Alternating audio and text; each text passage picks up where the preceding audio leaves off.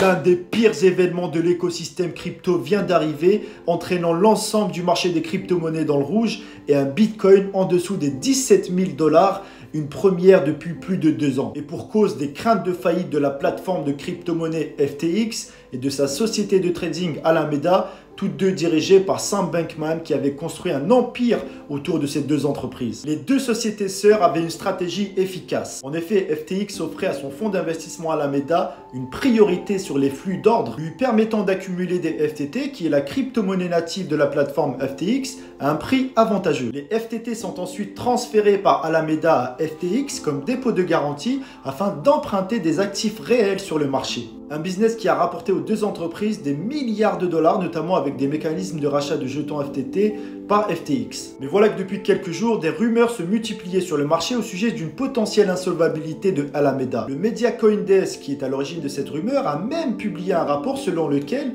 la majorité des fonds détenus par Alameda étaient des FTT. Mais que cela signifie concrètement? Eh bien que la société reposerait sur une crypto-monnaie et qu'en cas de forte chute de celle-ci, eh bien Alameda serait tout simplement insolvable. Alameda appartenant au géant FTX, un tel cas de figure serait cataclysmique pour l'écosystème crypto. Le feuilleton est même allé loin avec CZ, le patron de Binance, qui a annoncé dans un tweet que sa plateforme comptait vendre tous ses FTT suite à ces révélations de CoinDesk. Suite à ça, le cours du FTT a chuté très rapidement en conséquence, entraînant des mouvements de panique sur le marché et menaçant FTX d'insolvabilité. Un bank run a eu lieu et pour stopper l'hémorragie, FTX était contrainte de limiter ses retraits sur sa plateforme. Ce communiqué de CZ sous un air de transparence n'est nul autre selon certains qu'une déclaration stratégique, Binance voulant terrasser son concurrent FTX. En effet, le crack du FTT était une occasion en or pour Binance de racheter son rival. Et effectivement, mardi, Binance a même annoncé son intention de racheter FTX, ce qui avait dans un premier temps stabilisé le marché des crypto-monnaies.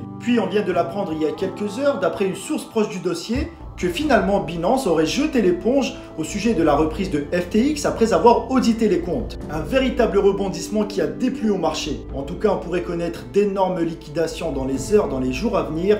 Le marché des crypto-monnaies pourrait connaître l'un de ses pires moments.